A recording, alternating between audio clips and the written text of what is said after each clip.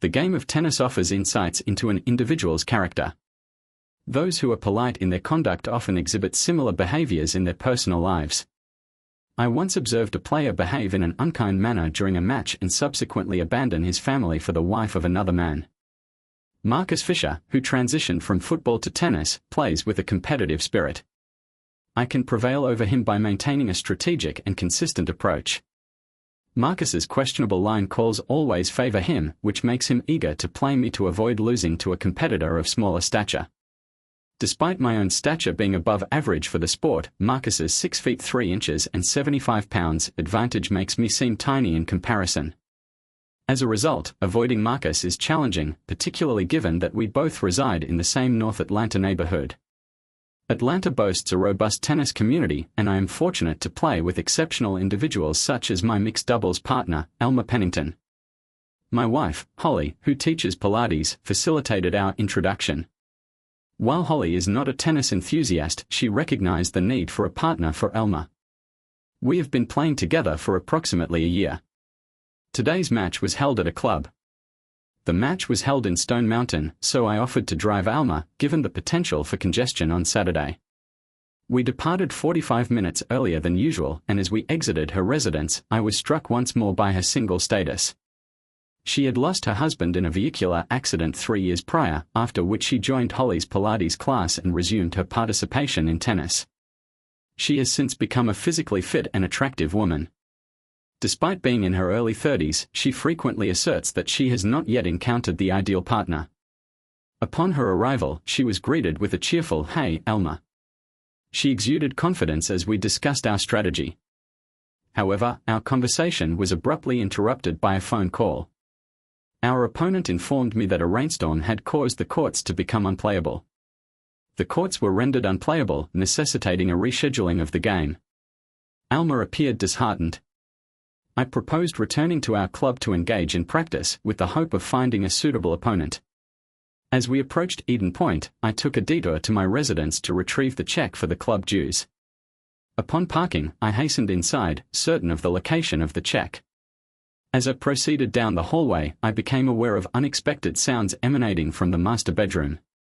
"Please do that again," I heard Holly say. Yes, just like that. The voice I heard belonged to Holly. I moved quietly to the door and looked inside. Holly was lying on the bed without clothes, engaged in sexual intercourse with a man. I had been struck by a vehicle and was rendered momentarily incapacitated. I was unable to process the situation and comprehend the events unfolding before me. The man then stood and lifted Holly's legs to facilitate his actions. I was taken aback by the realization that it was Marcus Fisher. I retreated from the scene, grappling with the overwhelming nature of the situation. I was so overwhelmed that I felt as if I had been struck by a punch. My initial reaction was to storm into the room and confront him, but I quickly realized that this would be futile. They had already betrayed me, and even if I were to hit him, it would not change the situation. Moreover, he was significantly larger than me, making it unlikely that I could land a punch. He beat me badly. Nevertheless, I am unable to simply allow him to evade accountability for his actions. As I stood there, I was suddenly struck by the realization that Elma was waiting in the car. I was compelled to ensure her safety before returning to confront this individual. I proceeded down the hallway and exited the building through the front entrance. I was overcome with a sense of unease and nausea. Elma observed me through the car window.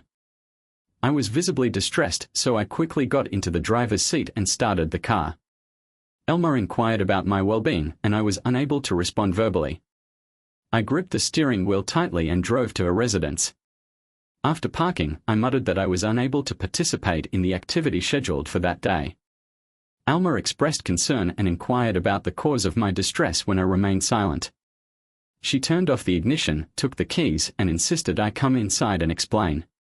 Alma, attempting to be supportive, suggested that Marcus might have taken Holly's Pilates class for that reason. I was shocked to realize that I had never mentioned it. My mind raced with questions, trying to prepare for Holly's reactions and the potential confrontation. Upon entering the residence via the kitchen entrance, I was met by Holly, who was attired in a robe and with her hair wrapped in a towel.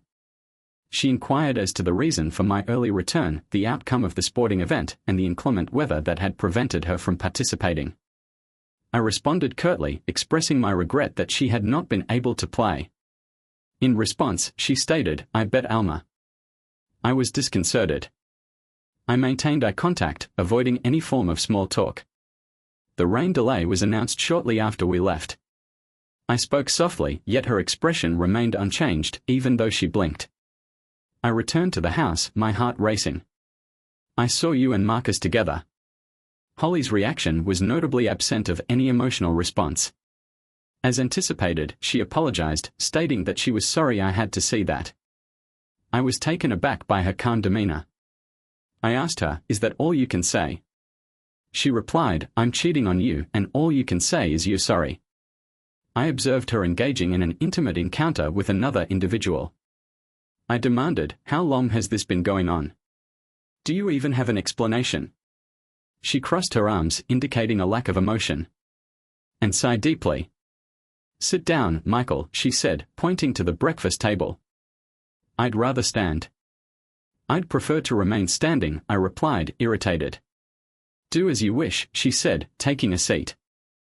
I was rendered speechless by her lack of emotion. "Michael, we were planning to inform you of this development in the near future, but your abrupt appearance has accelerated the process. I'm leaving you. Marcus and I are in love. Furthermore, I am moving in with him. We intend to marry as soon as the divorce is finalized." I chose to sit down, as I did not wish to risk collapsing before I could respond. "This does not have to be an acrimonious proceeding," she said. "I am not seeking alimony from you. I have withdrawn all funds from our savings, but that is only fair since I am leaving you the house. This agreement is more advantageous than what you would receive in court, but if you sign these papers, we can all move on with our lives." I became aware that it was a divorce petition. "Have you already consulted with a lawyer?" I inquired, my tone indicating shock and disbelief. "What about our marriage? What happened to the last decade we spent together?" I expressed my regret, stating that I did not anticipate this outcome. "It simply materialized. You must acknowledge the situation for what it is. Accept it," I demanded. However, my wife, as she was engaging in sexual intercourse with Marcus Fisher in their marital bed. The dissolution of their marriage was imminent. She arose from the bed and proceeded to the bedroom. She resumed her previous position at the table. I continued to observe the divorce papers, attempting to comprehend the situation.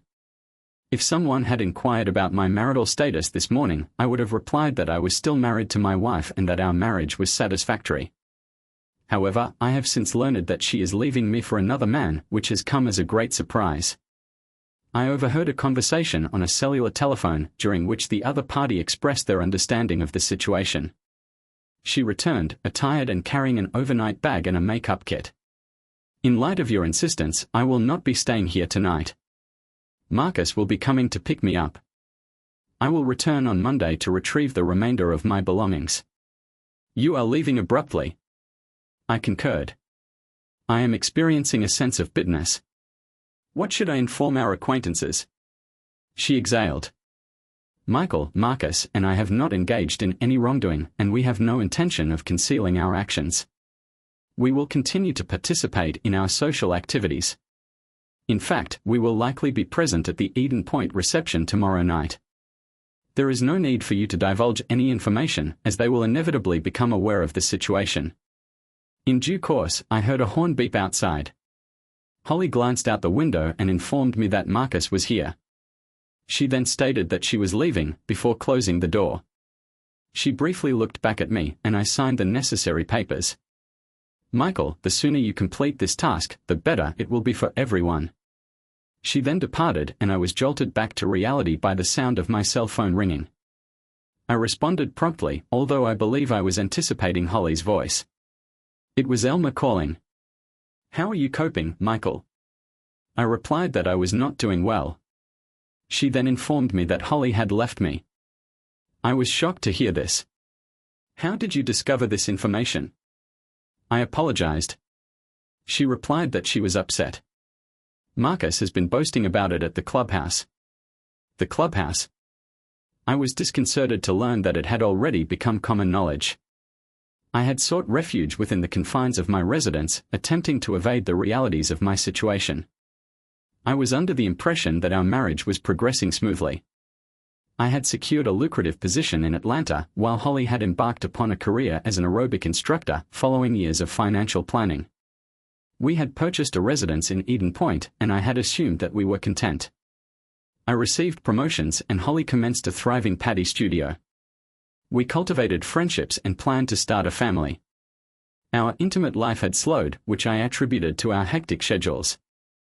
However, in retrospect, I realized that things had genuinely declined over the past 6 months. Holly appeared aloof, yet I hadn't noticed on Monday. I proceeded to the lawyer's office to update my will. Jonathan, my lawyer and former classmate, read the documents Holly had provided. He advised me to sign the agreement without delay, explaining that Holly's offer was generous and much more advantageous than what I would receive if we contested it. Nevertheless, it seemed like an act of capitulation if I were to remain married to Holly. I was at an impasse. This was the optimal resolution. Jonathan was correct, it was the best I was likely to get. I was no longer interested in remaining married to Holly. It seemed that Holly and Marcus had emerged triumphant in a game I was not privy to. Jonathan assured me that signing the settlement agreement immediately would solidify Holly's proposal.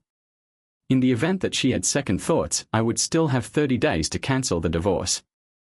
I signed the agreement back at the office and subsequently updated my benefits at Human Resources, as there were numerous changes to be made regarding my health insurance, 401k, and other benefits that are typically associated with a spouse. That evening, I discovered that Holly had taken everything she desired. From the house, she had removed items she no longer required, including our fine china, serving pieces, utensils, carving knives, some furniture, and portions of our CD and DVD collections. She had also taken our wedding album, which was a more disheartening loss than the other items. I was overcome with thoughts of violence, imagining baseball bats. I considered the use of brass knuckles, hitmen, and car bombs, but then reality set in. Would it be beneficial to my life to seek revenge on a woman for her infidelity and unfaithfulness? I decided that I would rejoin the world. I had done nothing wrong, and there was no reason for me to hide. I called Elmer, who admitted that our situation was the topic of conversation in the neighborhood. Marcus and Holly were at the clubhouse every night, with Marcus was boasting, and Holly was clinging to him. It was a repugnant display, and Alma terminated her friendship with Holly. I inquired about the other individuals involved. Alma elucidated that some people disliked Marcus and Holly. Some followed Marcus around, and the majority found this situation awkward and chose to remain uninvolved. I wished the community had taken more dramatic action, but I was resolved to move forward on Saturday. I arrived at the tennis courts. Upon seeing me, the captain of our mixed doubles team hastened to offer an apology for a last-minute lineup change and to express her understanding if I were reluctant to play. I was initially perplexed until she informed me that Marcus and his partner were to be our opponents. I was disinclined to accept, but Alma arrived and, her face betraying her distress, suggested that we could forfeit and play someone else. The following week, I declined, opting instead to confront Marcus immediately. Elma appeared concerned, but I reassured Mary that we were prepared to play.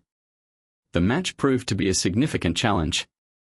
My performance was notably suboptimal, and Elma struggled due to my mounting frustration.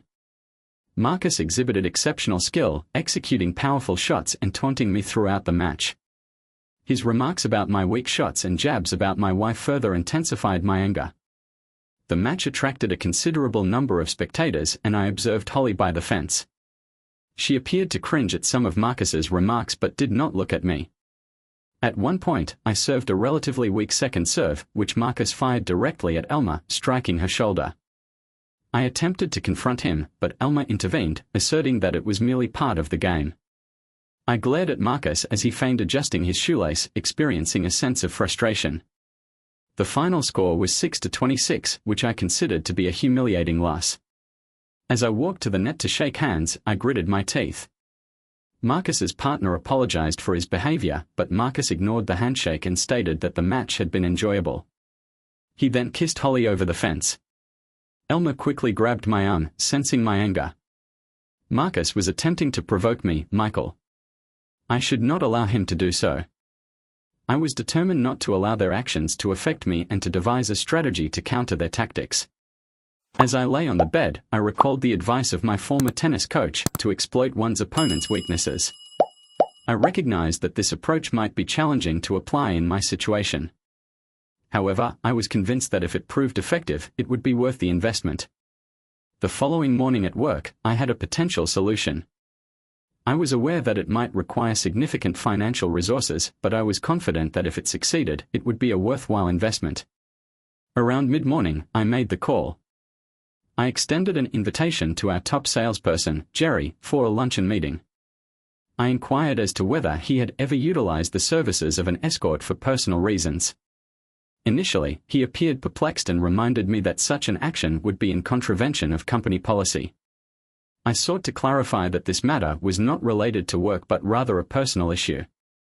As we continued our discussion, Jerry's demeanor shifted, and he mentioned a prominent service in the city that was known for catering to high-rolling clients at premium rates. Notch Services offers services that may be expensive. I assured him I could handle the budget and asked for details over burgers and drinks. Jerry provided all the information I needed by calling the number he had provided. A male voice answered, "Hello. How can I assist you?" I replied, "I would like to speak with Mr. Henry Miller." The response was, "This is Mr. Miller. What can I do for you?" I replied, "I am looking for." In response to the inquiry, I provided my name. Mr. Miller then requested that I use my actual name, as Jerry had advised. He explained that the Grove Press is cautious about the Vice Squad and that they take additional measures to ensure that the caller is not an undercover police officer attempting to set them up. I then asked Mr. Miller if he was calling from his office. I replied in the affirmative, but this matter pertains to my personal affairs and is not related to my company. I comprehend your concern entirely, sir. Might I inquire as to whether you would be so kind as to provide me with the switchboard number for your place of work? Certainly, I replied. However, would it not be more prudent to provide me with your direct line? If the operator transfers the call to me, it will confirm that I am employed at the police station. While this method is not foolproof, it is an effective one. I provided the main switchboard number, and the call was terminated shortly thereafter. A few minutes later, my phone rang, and the operator transferred the call to me. It was Mr. Miller. He then requested my cell phone number, which will allow us to reach each other outside of business hours if necessary. After providing him with my number, he continued, "Now that we've sorted out the identification, please let me know how we can assist you." I informed him that I was seeking a highly specialized companion who could be available for multiple occasions over the next month or so. In response, the voice stated, "That's somewhat unconventional. We typically do not arrange services for such extended periods. However, we may be able to accommodate you, but the cost will be considerable." He then proceeded to quote a price. I was taken aback by the price. "That's fine, Mr. Miller. Do you have any specific requirements?" "Yes. She needs to look like a goddess. Beauty is subjective, sir, but I believe we can find someone who meets your expectations." After noting the information down, the representative provided further instructions. He advised me to use the username AUSNIN and a numerical password when prompted. It is important to note that both the username and password will change once a selection has been made. This is to ensure the security of all parties involved. Once I had confirmed the details, the representative explained that a 25% gratuity would be added to my credit card once a companion had been selected and a session scheduled. Additionally, gratuities were customary. It was my hope that this plan would prove effective in avoiding financial ruin and public embarrassment. The representative instructed me to visit their website to make my selection and concluded the call that evening. I accessed the C Services website with the provided login information. The main page featured striking images reminiscent of a Victoria's Secret catalog. Relying on Jerry's recommendation, I proceeded to select a blonde, but a dark-haired woman named Ranan caught my attention. A woman named Ranan, who was described as having blonde hair, caught my attention. I proceeded to access her profile, confirm the meeting, and enter my credit card details. However, the screen went black, and I was logged out. I attempted to revisit the site but found that my login credentials were no longer valid. I was impressed by the company's strict security measures and gained confidence in their service. The following day, I eagerly awaited Ryan's call. At times, I considered backing out due to the high cost and uncertain outcome. However, I was determined to proceed. Upon entering the break room, I was met with the same indifference from the two secretaries who had been talking when I entered. This reinforced my resolve not to be a victim of their gossip. It was only after dinner that my cell phone rang. When I answered, I heard a pleasant voice say, "Hi, Michael. This is Ryan.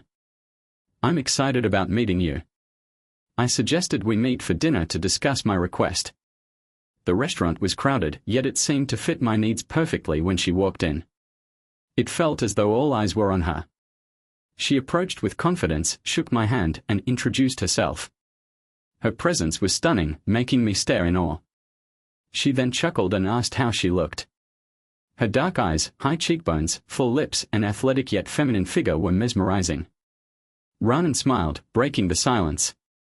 I mumbled an apology, feeling embarrassed. The waitress, captivated by Rana, asked if she were on television. Ryan replied in a pleasant tone, "No, I'm afraid not." Their exchange helped me regain my composure. I inquired as to why she was not modeling or appearing on television. She explained that while she considered it, the competition in her current field was intense. However, she had distinguished herself and earned top pay from the outset. By the time her appearance faded, she would have accumulated sufficient savings to live comfortably. She might even find a wealthy man who desired a trophy wife. I nodded, recognizing the practical approach to her career. Her pragmatic approach to her career, even if I did not concur with it at the time, was evident. After serving Ryan, the waitress brought our meals and, upon seeing her again, inquired, "Are you certain you are not on television? I have this distinct impression of having observed you previously." Ryan shook her head, stating, "I do not believe so. Had I been on television, I would surely recall it." I was compelled to suppress my laughter as the waitress hastily departed and we commenced our repast. Ryan studied me intently, prompting Michael to interject. "Tell me what you're looking for." Henry had mentioned that this request was somewhat unconventional. I felt a sense of embarrassment as I began to elucidate my circumstances. When I recounted the conversation I had with Holly after catching her and Marcus together, Ryan regarded me with a degree of sympathy that was somewhat excessive. She said that when I described Marcus Fisher and his behavior, she nodded in understanding. I have encountered many individuals with similar characteristics. After delicately wiping her mouth, she folded her hands. Hands on the table, I inquired as to the desired outcome and my role in achieving it. I proceeded to delineate my plan for the forthcoming month, noting that I harbored significant reservations about the viability of my proposed strategy. However, I asserted that I was compelled to take action to prevent further exploitation. Following our meeting, I was encouraged to consider the potential efficacy of my approach. Her demeanor brightened and she offered a heartfelt endorsement. She then leaned in, seeking to establish a closer connection. As we drew closer across the table, I was overcome with a sense of anticipation. I was eager to embrace this new experience, which I anticipated would be nothing short of incredible. I replied with enthusiasm, reaching out to shake her hand in a gesture of finalizing our agreement. She responded with a laugh and a firm handshake, her expression suggesting a playful camaraderie. Her presence was remarkably alluring. I was suddenly aware of a growing arousal. She then suggested that, having concluded the business portion of our meeting, we move to a more intimate setting for the remainder of our time together.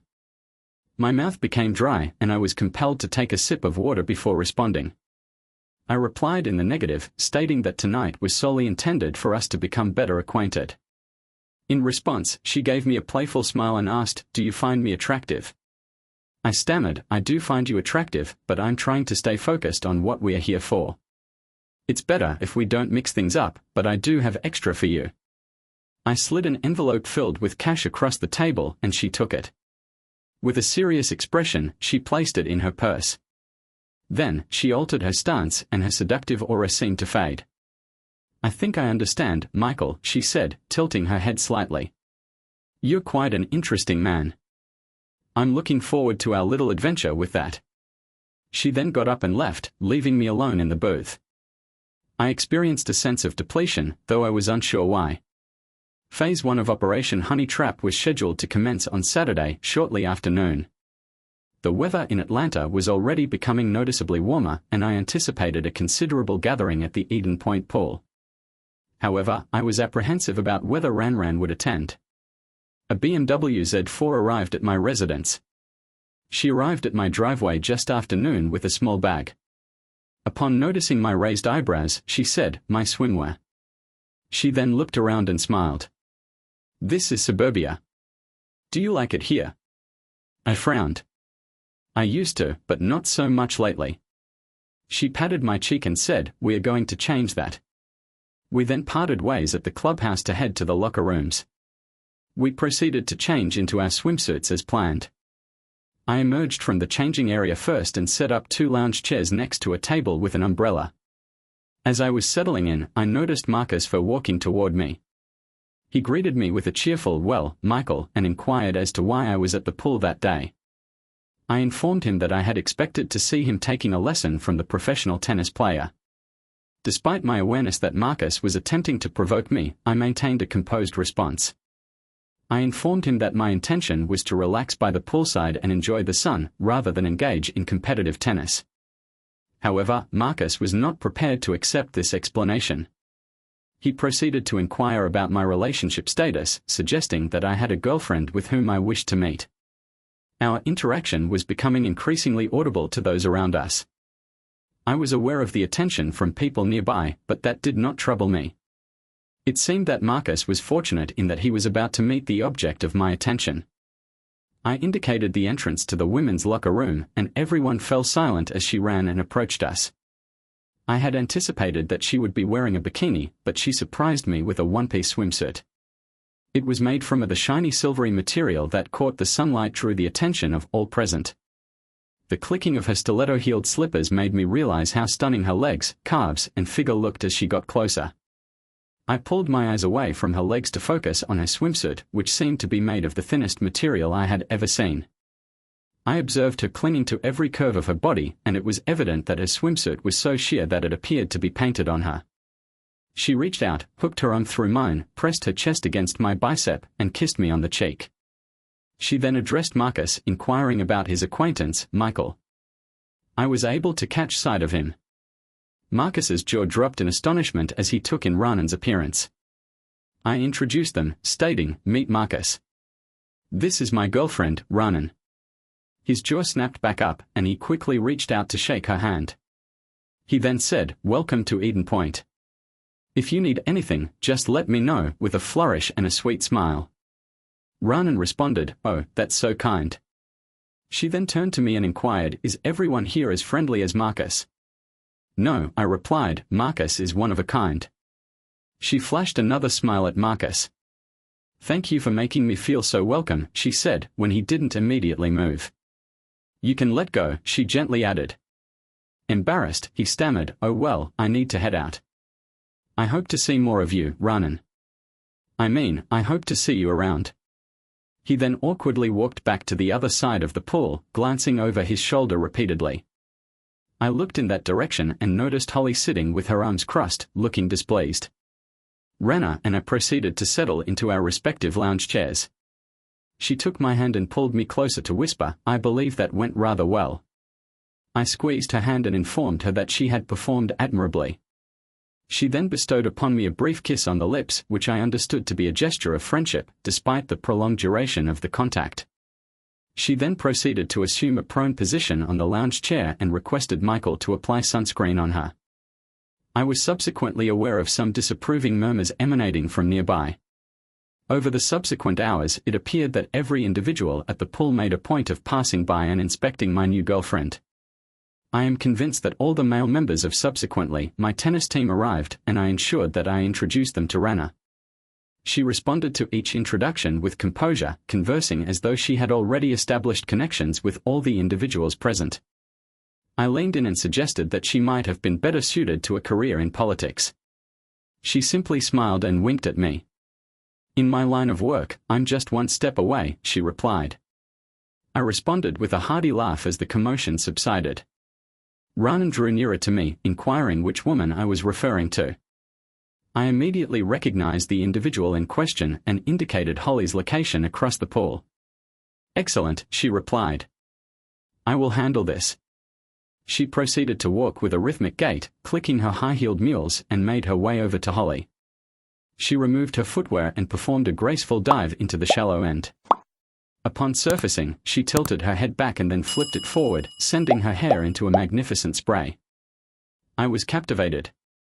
I had previously observed that maneuver in commercials but never in person. It was a stunning display of fluidity and grace. Rhiannon then proceeded to it. She emerged from the water and proceeded to the deck, where she stood with water dripping from her body.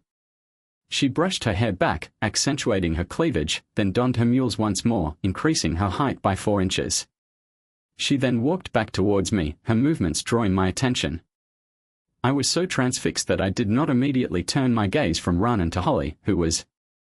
Holly then directed a hostile gaze at Marcus and proceeded to gather her belongings, indicating her intention to depart. Marcus followed her, intermittently casting glances back at Rhiannon. Rhiannon, in an act of apparent relaxation, reclined in a lounge chair with her eyes closed and quietly uttered the words "mission accomplished." As we were on the verge of departure, I was suddenly struck by the realization that I observed Alma advancing in my direction. I was suddenly struck by the realization that I had forgotten about Alma's women's team competing today. What could I possibly say to her? "Hello, Michael. It is a pleasure to see you out and about. Perhaps we can catch up and play some more." Alma paused when she saw me standing. She took my arm in a gesture of surprise. "Who is this?" she asked. "This is Rhiannon, my date." Elma stared at Rana in silence for a moment, then extended her hand. "I'm Elma," she said. "Nice to meet you." She then looked back at me. "I need to get cleaned up. I'm pretty dirty from our match." She then departed without waiting for a response. Rhiannon looked at me with curiosity. "Who was that?" I inquired. "That's Elma Pennington," he replied. "She's my partner for mixed doubles." "Interesting," she said. I kicked myself mentally for not planning ahead on how to handle Elma. I didn't want to reveal my intentions or give Alma the wrong idea.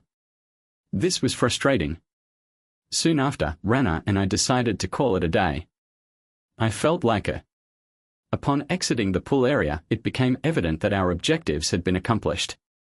Upon returning to my residence, I observed a notable increase in the volume of conversation occurring in our vicinity.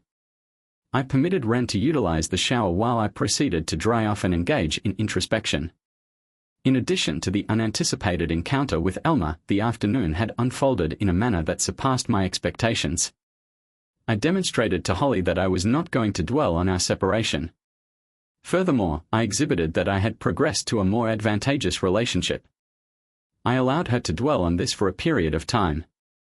I then inquired as to her opinion of the situation. Rana's voice interrupted my train of thought.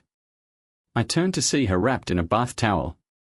"They were ideal," I stated, my enthusiasm evident. "You surpassed all my expectations," with a playful gesture. "Would you like to celebrate?" she inquired, her expression cheerful. I was so taken aback that I had been holding my breath that I gasped, then took a deep breath. I walked over to her and bent down to hand her the towel she had dropped. Rhiannon replied that it was not an appropriate time. She smiled and stated that she was merely testing me. After draping the towel over her shoulder, she walked away from me. I had not yet had the opportunity to observe her from behind. When she returned, she was dressed and had her bag ready. I handed her a sealed envelope. "I am grateful for your understanding," I replied. "Today was ideal." She tilted her head in that distinctive manner and inquired, "Do you wish to resume your relationship with Holly?" I was taken aback by the question. "No," I responded firmly. That was not merely a mistake or a momentary lapse in judgment. She treated me with disregard and I will never consider her as a partner again. In any circumstances, that's what I figured. "So are we still on for next week?" "Definitely." My teammates greeted me with pats on the back, and I overheard someone say, "Lucky son of a witch." I smiled, knowing winks. A few days later, I showed up for mixed doubles practice, but Elma was nowhere to be found. Our captain mentioned that she had called in sick. Upon returning home, I promptly contacted her via telephone.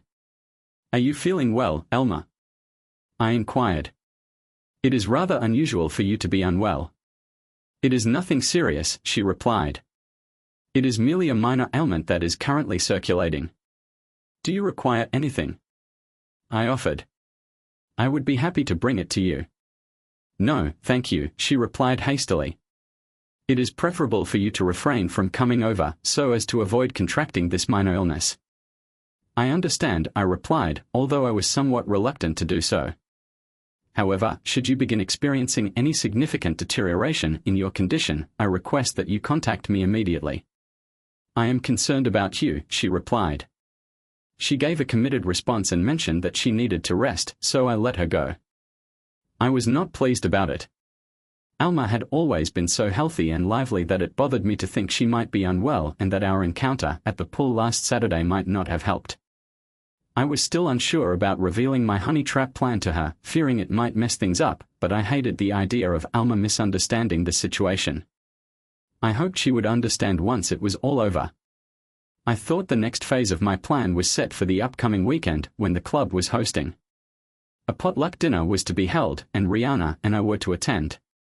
When she arrived at my house, she was dressed quite differently from our last outing. I commented that she looked like she had just stepped out of a fashion magazine. She was wearing a casual outfit, including a skirt, jacket, and blouse. However, everything about it, from the materials to the style and accessories, screamed high fashion with a playful curtsy. She thanked me and said, "These are new from Nordstrom's." She added, "Don't worry if you don't recognize the labels. My main focus is the..." I informed the assembled ladies, particularly one in particular, that while I could not speak for the wives, I was confident that they would make a favorable impression on the men. As we arrived at the clubhouse parking lot, Ran turned to me and said, "We need to change our approach tonight. Let's split up and mingle with the guests. That way, I can do what I need to do." I agreed, and as we stepped onto the patio where dinner was being served, it became evident that we had both been correct. The men continued to openly gaze at the ladies as they passed by, while the wives were more reserved, but despite this, Rana's attire continued to elicit commentary from the assembled company. Some of the more outgoing women approached her to inquire about her wardrobe, and Rana soon found herself engaged in conversation and exchanging shopping advice with them. After a period of mingling, Rana and I reassembled for the evening meal. "How did it proceed?" "It's going well," I inquired in a subdued tone. "I've been quite preoccupied," she responded, with a serious demeanor. "I've gained significant insights into the perceptions of the wives regarding the circumstances surrounding you, Holly and Marcus. Moreover, I've complicated matters for your former partner and have been engaging in a considerable amount of flirtation with her fiancé. She's..." It was evident that Rihanna was aware of how to navigate the situation while I was engaged in conversation with one of my teammates. Holly approached and signaled for me to follow her. When she turned to face me, her face displayed a flushed complexion indicative of anger. She stated, "It appears you have promptly resumed your involvement in the dating scene." I responded with a hint of sarcasm. I was unaware there was a waiting period. She continued, "It seems you are attempting to engage with a more challenging partner than is suitable." I inquired about her identity, noting that I had never met her. During our time together, I encountered her through my professional network. I made a casual remark, suggesting she might be a challenging individual to manage. She warned me that she could be overwhelming. I was unfazed in responding, "Holly, I am managing her just fine." She was visibly irritated and abruptly departed. I privately acknowledged that everything was unfolding precisely as I had anticipated. At that moment, I observed Elma carrying a tray of food. Despite her role on the entertainment committee, I was uncertain if she would be well enough to attend the event that evening. I promptly approached her. I grasped her arm, and she blushed when she saw me.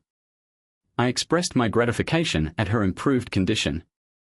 I informed her that I would have preferred to be apprised of her intention to attend the event that evening. I was uncertain until the last minute, Michael. Furthermore, I presumed that you would be accompanied by your new romantic interest, and I was disinclined to at that precise moment. Raanan proceeded to walk by, engaged in conversation with one of my colleagues. It would appear that my initial assumption was indeed accurate. Elma, exhibiting a discernible degree of irritation, initiated a departure, but I promptly intervened by grasping her arm. Elma, I believe there are matters pertaining to our forthcoming encounter that require our attention. Following a brief interlude, she appeared to make up her mind, Michael said. In fact, I have recently experienced a significant increase in my workload, which has prompted me to withdraw from the mixed doubles competition and to concentrate solely on the women's team. I was taken aback by this decision. You cannot do that, I exclaimed.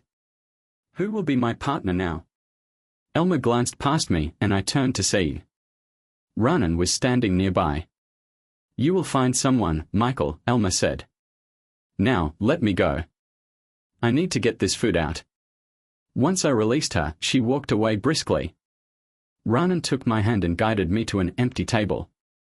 After we sat down, she leaned in and whispered, just so you know, that girl has feelings for you. That is highly implausible. She is merely my tennis partner. She attended Holly's Pilates class, if memory serves. Raanan persisted in disregarding my denial. You may have similar feelings for her. I do not. I argued that Raanan was mistaken. She is just perhaps we could consider ourselves to be friends, she inquired. I was not convinced. I think we have done enough for tonight, I replied. Let us head out back to my house. I requested that Raanan inform me of the situation with Holly and Marcus. She gave me a self-satisfied smile. I proceeded to the area where the food was being served and made some pleasant conversation. Holly's comments indicated her displeasure at my presence, yet she was unable to take action. I then complimented her outfit, prompting her to reciprocate. I informed her of the brand and price range, and she appeared to recognize it. She did not respond verbally, but her eyes betrayed her envy. This behavior resembled that of Holly. I commented that she is passionate about fashion and takes pride in her attire. Then, Raanan requested that Holly assist in the kitchen, despite her initial reluctance. Holly excused herself, leaving me alone with Marcus. I seized the opportunity to sample their dish again while she spoke. Raanan mimicked her actions, bending over slightly to reveal her ample cleavage, barely held in place by a thin bra. She made a scooping gesture with her finger, tasted it with a suggestive slurp, and stared at me with such intensity that I could almost feel the heat standing up straight. She flashed a grin, clearly enjoying the effect she'd had. Once I had Marcus's attention, I really started. I initiated a flirtatious interaction with him by inquiring about his participation in football. This provided an opportunity for him to engage in self-aggrandizing discourse while I was occupied with other matters. I then proceeded to run my hand over his chest, making a comparison between his size and that of my partner. I also stated that I have a preference for larger men. She responded with a chuckle. I anticipated that he would become visibly distressed at that moment. Table, I said. I am not surprised that Holly was so hostile. I do what I can, she said with a hint of false modesty. I cannot believe that Marcus actually thought you were hitting on him. She laughed scornfully. Men like Marcus are so full of themselves that they never doubt a woman's. It is interesting to note that they are often the least adept lovers. If what Raanan said was true, it would be a fitting consequence for Holly. I handed her the envelope. Do you believe we are prepared for the next phase? I do. The club's dance will be an ideal setting for our plans. She then proceeded to head towards the front door. I inquired as to whether she was attempting to seduce me that night. She responded with a playful smile and a shake of her head. I was not expecting such an overture, and she exited the room with a swing of her hips, which elicited a jolt of excitement. After Anne departed, I proceeded to consume a beer. I proceeded to reflect on the current situation. On the one hand, I was gratified by the success of the honey trap, despite Holly's apparent disinterest. I was aware that she was not pleased with the swiftness of my transition to a new romantic partner, particularly given the striking physical dissimilarity between my current girlfriend and Holly. While this was a source of satisfaction, I could not ignore my concerns about Elma. Could Raanan's hypothesis be accurate? I questioned whether I had genuinely developed feelings for Elma from the initial encounter with her when Holly had introduced us. From that initial meeting, I had always found Elma appealing. She was slim, athletic, graceful, and had a friendly demeanor. Despite her outgoing personality, I had always maintained a strictly professional and friendly relationship with Elma, largely due to Holly's influence. I assumed Elma felt similarly, particularly given her ongoing grief over her late husband's passing. Reflecting on Rana's remarks about Elma, I found myself questioning their veracity. If Elma were interested in me, why was she avoiding me? Why did I find that so troubling? Moreover, why had I rejected the opportunity to be with an exceptionally attractive woman? Could my feelings for Elma be influencing my actions?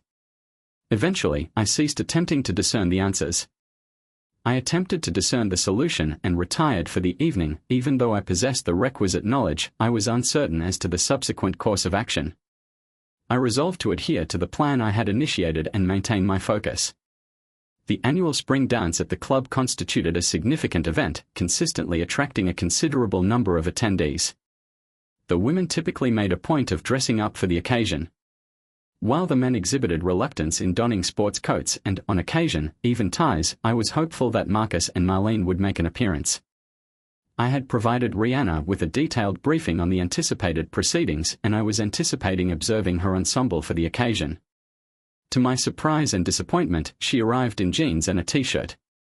The shirt was acceptable, but the jeans were the tightest I had ever seen, and the shirt clung to her figure in a provocative manner, though I had anticipated something different.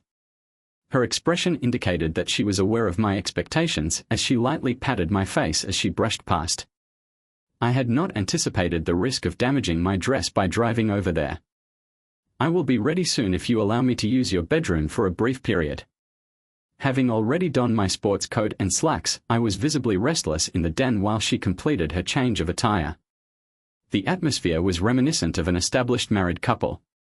I reflected on this observation with a hint of amusement a few minutes later when her voice called out, "Michael, can you come here? I require your assistance with something. I'm heading to the bedroom." Upon opening the door, I found Rana attired in the most provocative lingerie I had ever seen. Her attire was particularly revealing. The brown stockings were held up by a garter belt, which drew even more attention to her intimate areas. She then asked, with a playful smile, how she looked. I was compelled to move toward her, but she stopped me with a grin and a raised hand, indicating that I should wait. She then informed me that she needed me to remain out of the way so that she could focus on the task at hand. My dress was so revealing that I almost staggered as I walked back to the den. I swallowed hard, realizing that my attire might give someone a heart attack tonight. I informed her of this, and she simply smiled and offered her arm so that I could lead her out. The patio at the club had been transformed for the dance, with paper lanterns hanging above. While the effect was somewhat cheesy, the soft lights and gentle music created a nice atmosphere. The atmosphere was palpable, and I was compelled to dance. I was not surprised to find that she was a more proficient dancer than I was. As we danced, she rested her head on my shoulder, and I realized that I was not concerned about her occupation. I simply enjoyed her proximity and the time we spent together. She lifted her head and looked at me. "You know, residing in the suburbs is not as disagreeable as I had imagined. I could become accustomed to it." Before I could respond, she became visibly tense.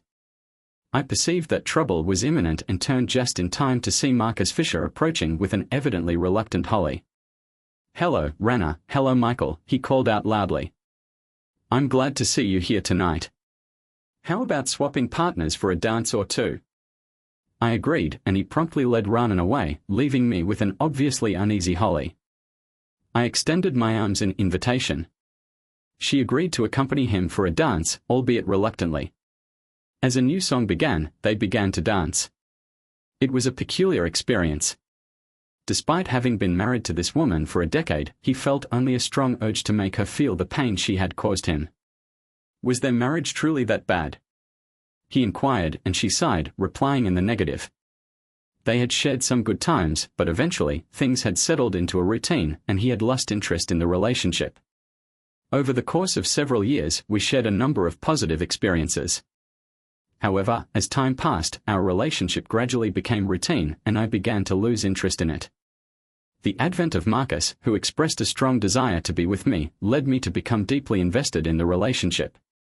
I developed a strong emotional attachment to him, similar to the feelings I experienced during my college years. I was torn between my desire to prioritize my own needs and the desire to maintain the relationship. I ultimately decided that it was necessary for me to prioritize my own well-being. I understand, I replied, my tone bitter. You just wanted an upgrade. That's not how I meant it. That's fine, she said defensively. I've upgraded too, I said. She winced when she thought about who I was now dating. I felt a bit of satisfaction. If everything went as planned, things would only get better. I looked up to see Marcus and Rhiannon walking toward us, arm in arm. Here's your date back, Michael said with a self-satisfied expression. Enjoy your night. He then proceeded to walk away with Holly, attempting to maintain a pace that was easily kept up with Rhiannon and a return to the dance floor. How did it go? I whispered in her ear. Her voice conveyed a distinct sense of satisfaction. He's convinced I'm interested in him, she said. He'll find a reason to leave Holly and we'll meet up at the clubhouse after. As the group dispersed, I experienced a certain degree of apprehension regarding the optimal timing for this undertaking. I informed her that I would take the lead in coordinating the details. Women often possess an innate expertise in matters of this nature. She then licked my ear, eliciting a shudder from me. As the evening progressed, I observed that the crowd was gradually dispersing. I must have been scanning the room because Rihanna noticed. She apologized to Michael and stated that it appeared Alma did not attend the event. Am I the one who should be held responsible for this? It was evident from her demeanor that she was aware of my question. When we returned to my residence, I retrieved an envelope from my pocket and presented it to Rhiannon. I informed her that I might not have the opportunity to deliver the envelope to her later, which prompted her to accept it. She did so with a hint of reluctance, but after a brief moment of looking at me, her demeanor shifted.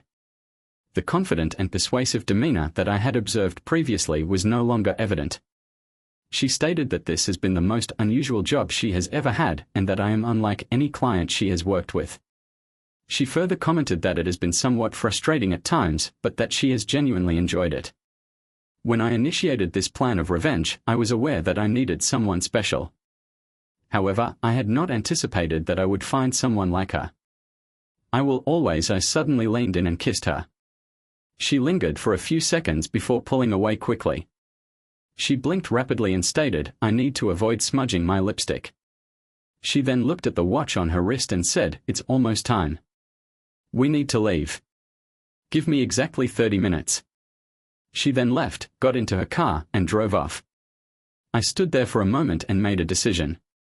Rana and I had not discussed this and I was unsure if I was making a mistake, but I decided to take the chance. I pulled out my cell phone and she must have recognized my number immediately. Michael, why are you calling so late? I am unable to provide an explanation at this time. I request that you simply trust me and arrive at the aforementioned location in 30 minutes. I regret to inform you that I am unable to remain on the call any longer. I terminated the call as I proceeded to the clubhouse. I was uncertain as to whether she would arrive. It was a remote possibility, but it was the sole viable option I had. Upon reaching the parking lot, I observed two vehicles. I proceeded to make another call. I contacted Marcus, who was enraged. His voice was audible on the phone. Where are you? It's not Marcus, I replied. It's Michael. What do you want, and why are you calling at this hour? I'm calling to inform you of Marcus's whereabouts. He is currently with Rhiannon. Where are they? She demanded. Listen, I said. Get to the clubhouse as quickly as you can. I then terminated the call. Marcus's residence was situated a few blocks from the clubhouse. However, she must have proceeded with haste because I soon observed her traversing a residential property via an adjacent garden. I proceeded to intercept her before she reached the clubhouse. She demanded in an irate tone, where is he? I responded by grasping her wrist and stating, we must remain silent to apprehend them. I then led her to the clubhouse door, which was unlocked, and we entered quietly. Upon entering the lounge, we could hear voices and the sound of rustling clothing. Holly's eyes widened when she observed. She observed the situation unfolding. I swiftly covered her mouth to prevent her from making a sound and indicated the light switch on the wall. She nodded and we proceeded with caution to the switch. I activated the switch, illuminating the room. Marcus was taken aback and attempted to rise, but his trousers, which were wrapped around his knees, caused him to lose his balance and fall. He then frantically attempted to pull his trousers up. Raanan, who had been lying on the couch, immediately rose to her feet. Her dress had been draped over the sofa and she swiftly adjusted her bra. She stood there in nothing but her provocative underwear, which made it evident what had transpired. I had to restrain Holly as she began to scream at Marcus, "You are a despicable individual. How could you do this to me? We were supposed to get married." Raanan clung to Marcus's arm, attempting to hide. As Holly expressed her displeasure, Marcus's confidence was restored. He looked at me with a daring glance and then turned to Raanan, inquiring about her intentions. Raanan replied in a soft, innocent tone, "Oh Marcus, I just want to be with you." She held him tightly and he wrapped his arm around her protectively. He then turned back to face us. Holly's distress prompted Marcus to address me. He inquired, "It appears you have lost another woman." I remained silent, but Holly responded with a scream. "What about us?" she demanded. Marcus replied, "Our relationship had a good run, but it would not have lasted. I found someone better and am now focusing all my attention on her." He then looked back at Rana and then back at Holly. He asked, "Can you blame a guy for wanting?" Even in her anger and hurt, Holly glanced at me with a look of guilt when she heard that Raanan quickly put on her dress and then wrapped her arms around Marcus's neck. He bent down and kissed her, saying, "Let's go, baby." He then pulled her towards the door and said, "Go ahead, Marcus." Raanan said, "I need to talk to Michael for a bit, and I don't want to leave my car here. Here, meet me at this bar." She retrieved a piece of paper from her purse and promptly inscribed an address. "I'll be right behind you," she said, brushing the front of his pants and bestowing upon him a passionate kiss. Marcus regarded her with uncertainty. "Are you certain you'll be okay?" "I'm sure, sweetie. Michael won't hurt me, he's not like that." Marcus let out a brief laugh. "I suppose you're right." Holly then exited the premises via the main entrance and we heard the vehicle departing while our attention was focused on Marcus. She then proceeded to advance on Raanan with her hands clenched into fists, rather than retreating. Raanan maintained his composure when Holly drew near, then stepped aside, grasped one of her outstretched arms and deftly twisted it behind her back. Raanan then directed a wink in my direction, indicating that I was aware of the fact that Holly was engaging in self-defense maneuvers. Holly was struggling, so Raanan advised her to calm down. If she did not, he would dislocate her shoulder. Holly ceased resisting and Raanan turned her to face him directly. He began to instruct her on a few key points. "I am indifferent to your former fiancé and have no intention of meeting him at the bar," Raanan stated. "However, I am curious as to why I seduced him. That is my profession. I have been with numerous clients like Marcus. They all consider themselves to be an exceptional match for any woman and are constantly seeking a new romantic interest. Do you genuinely believe that he loved you? His primary objective was to finally emerge victorious over Michael in a competition. While he derived pleasure from your company, he was driven by a desire for retribution against Michael. Michael retained my services with the intention of exacting revenge on Marcus, and demonstrating it is a painful experience to discover that someone you care about has been unfaithful." Holly expressed her distress by screaming and lunging at me. However, before I could respond, Elma appeared and knocked Holly off her feet. Holly fell awkwardly to the ground. Elma stood over her with clenched fists, indicating her disapproval. In response to Holly's actions, which had caused distress to Michael, I felt that she deserved to be punished. Elma was sobbing, and it seemed as though her emotional distress was more pronounced than her physical discomfort. She turned to me, tears streaming down her face, and inquired, "Is this really true?" She then asked, "Is she really not your girlfriend?" I replied in a serious tone, stating that she was merely a component of the honey trap we had set for Marcus and Holly. However, she was exceptionally attractive, and Elma argued that I could never compete with someone of her caliber. Raanan approached Elma and placed his hands on her shoulders. "Oh, you poor thing," he said. I was the one who didn't stand a chance. He was always focused on you. Elma glanced at me again. You mean you never even tried to get him to think about you long enough to actually be with you? Raanan asked. I could never get him to do that, Elma replied. I tried, but I couldn't. Although she was quiet, her eyes conveyed a wealth of emotion as she gazed at me. Raanan, in turn, flashed a grin at both of us. I believe it is now time for me to take my leave. I have had more challenging assignments, but this one has left me feeling particularly drained. Holly rose from the floor. What about me? Where should I go now? I cannot return to Marcus's place, given the circumstances. Elma considered her for a moment. I am uncertain of your plans for tomorrow, but you are welcome to stay at my residence tonight. I am returning home with Michael. She then kissed me passionately. I took her hand and held on, but something was troubling me, so I turned back to Rana. What about Marcus? Where did you send him? She laughed. I sent him to a gay bar. I wonder how long it will take him to realize. I'm not going to be there, she said, her smile fading and her expression becoming serious. Good luck, Michael. You're a unique individual, and I won't forget you. She leaned in and kissed me softly. Elma's grip on my hand tightened.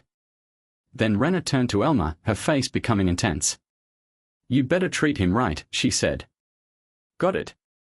If I hear you haven't, I'll come back, and I won't.